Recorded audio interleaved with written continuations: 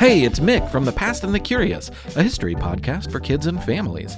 I will be live on stage with a bunch of other great kids and family podcasts in Boston at WBUR's mega awesome super huge wicked fun podcast playdate in February. The Past and the Curious will be live on Sunday, February 16th at WBUR's City Space in Boston. For tickets, go to wbur.org/events. I hope to see you there, and tune in to The Past and the Curious.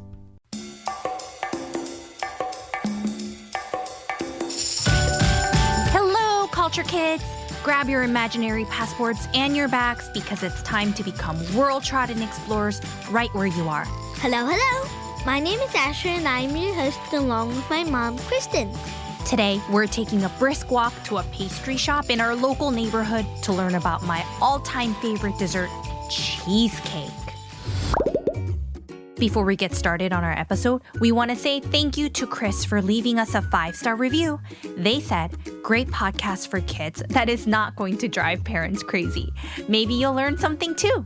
Thank you so much for your 5-star rating. We love that our show is not just for children, but for everybody. And happy birthday to Melissa B. from Los Angeles, California. Melissa is turning 7 years old and dreams of traveling to Paris someday. Yay, me too! Happy birthday! And this episode is dedicated to our listeners, Travis and Leigh from Texas. Thank you so much for submitting this tasty request. Okay, Culture Kids, so our family lives in South Bay, California, and one of the things we love about our city is the diversity of restaurants and pastry shops. Today, we're going to explore one of my favorite treats, cheesecakes, and explore its origins and much more. Okay, guys, you ready? Grab your coats because it's chilly here by the beach. Let's go!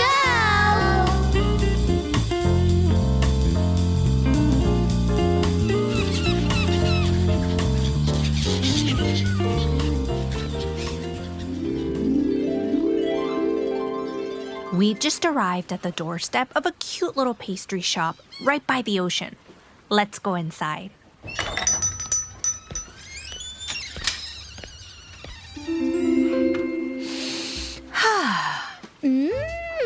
I love the smell of pastry shops.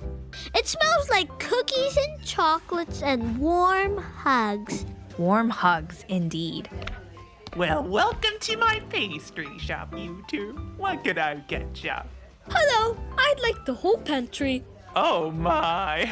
Maybe more like 1 or 2 things. We'll just take 2 slices of the original New York-style cheesecake with the berries on top. Oh, excellent choice, excellent choice. Coming right up. Mommy, we're in California, not New York City. Yes, we're in California. That's just the name of the cheesecake. I've never tried a plain cheesecake with berry goo on top.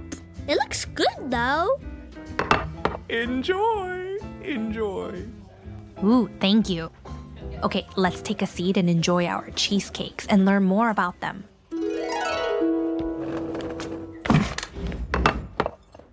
Feel free to dig in. Creamy as usual. Funny because it's called cheesecake, but it doesn't taste like cheese at all. It's just sweet and creamy.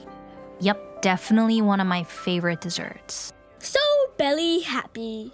But wait, who invented cheesecake? Like, did some wizard just mix cheesecake and say, "Behold, cheesecake"? Not exactly. Cheesecakes was actually enjoyed over 2,000 years ago in ancient Greece. Shall we activate our time machine and travel back in time? Hold on, one more bite. Okay, now we're ready to buckle up, Culture Kids, because we're about to take a cheesy adventure. Let's go!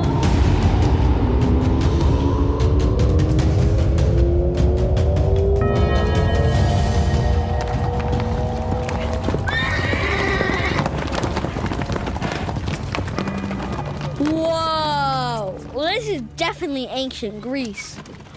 People are wearing togas. There are huge white columns. And, oh, look! Look at the statue of the guy with no nose. That's probably a statue of Zeus. Okay, but stay close, Asher. We're invisible here, so no one can see us. Phew. I did not want to explain why I'm wearing a Pokemon shirt and sneakers. Yeah, that would be tough to explain. Ooh, look over there. There's a woman mashing cheese in a bowl. Is that the first cheesecake ever? It sure is. Ancient Greeks made cheesecakes by mixing fresh cheese, honey, and wheat flour. So this is basically a cheesy honey cake? Pretty much. Then they shaped it into a round cake and cooked it on hot stones. They didn't have ovens like we do today, of course. The hot stones worked kind of like a stovetop. They even gave cheesecake to Olympic athletes because they believed it gave them energy. Cool. So does this mean that I get cheesecake before soccer practice tomorrow? I think in modern times we've learned to have different type of nutritious snacks, but nice try. Aw, rats. Eventually, centuries later, the Romans took this Greek recipe for cheesecake and added eggs, which made the cheesecakes creamier when baked. They cooked it in actual ovens, not just over hot stones. The Romans called it libum, and they served it on special occasions. But how did it become so famous in America and other parts of the world? Well, let's travel to 1872 in America, to New York City.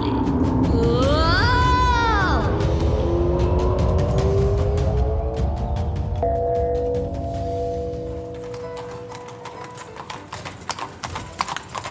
We just arrived in the late 1800s, and we're in New York City.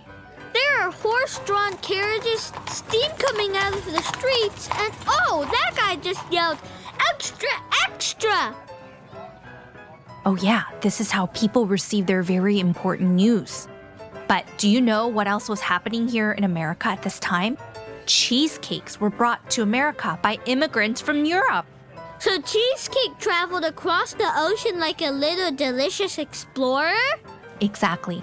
People from Italy, Germany, and France brought their own special cheesecake recipes when they moved to America. And because New York had so many bakeries and delis, cheesecake became really popular here. But remember, it is not the same cheesecake that you're used to eating in modern times. Cream cheese has not been invented yet, which is now the main ingredient for the cheesecake we know. So how did cheesecake become the cheesecake we know? Well, in 1872, a dairyman named William Lawrence from Chester, New York, was trying to make a French cheese called Neuchâtel. It's a soft, crumbly cheese. What? Neuchâtel. But instead of making that cheese, he accidentally added too much cream and created a creamier, richer cheese. So he messed up and made cream cheese instead? Exactly. And people loved it because it was so smooth and spreadable. And here's where it gets interesting.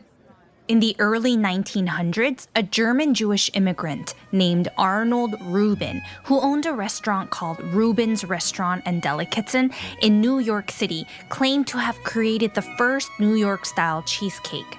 He was served a cheese pie at a party, which inspired him to develop his own recipe using cream cheese, resulting in the rich and creamy texture we all love. So without Mr. Rubin's creativity, we might not have this yummy cheesecake today. Yep, it's amazing how a blend of different cultures and a bit of experimentation can create something so delicious. I guess trying new things can lead to some serious tasty results.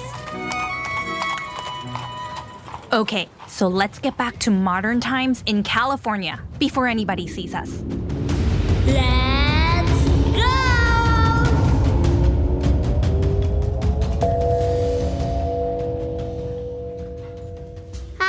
Back to my New York cheesecake. I feel like I'm eating history. Like so many people were involved in making this. Every layer of cheesecake is like a layer of history, shaped by the hands of ancestors from so many cultures, passing down knowledge, experimenting, and sharing what they love. So it's kind of like a family recipe that the whole world helped to make? Kind of, yeah.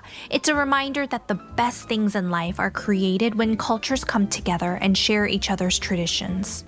Over time, people around the world have put their own unique spin on cheesecake, creating so many different versions, from the light and bouncy Japanese cheesecake, and even cheesecakes with tropical flavors like mango and matcha.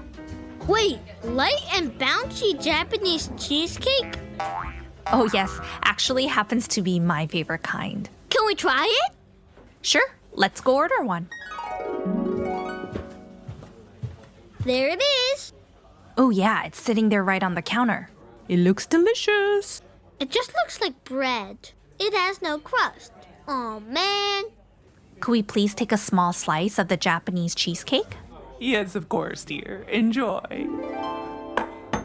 Thank you. Let's go take a seat and try a bite.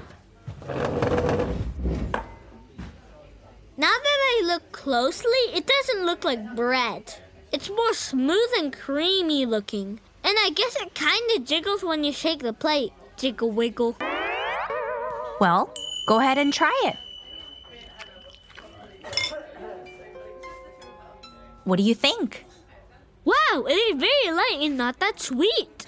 What else do you notice? It's like eating a fluffy cloud with a hint of cheese. I love it.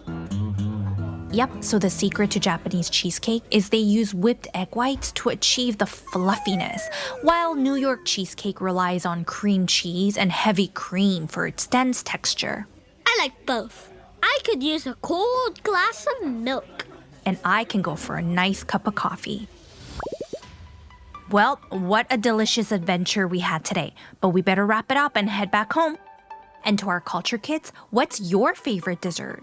It's so fascinating to me how desserts, just like us, come from diverse cultures and generations.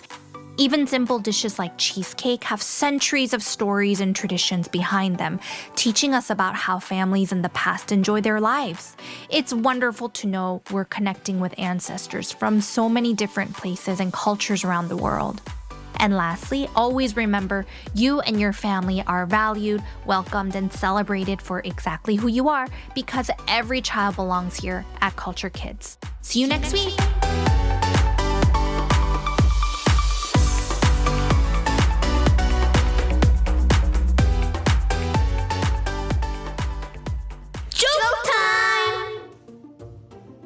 Okay, we have Arden, Asher's baby sister, joining us today for joke time.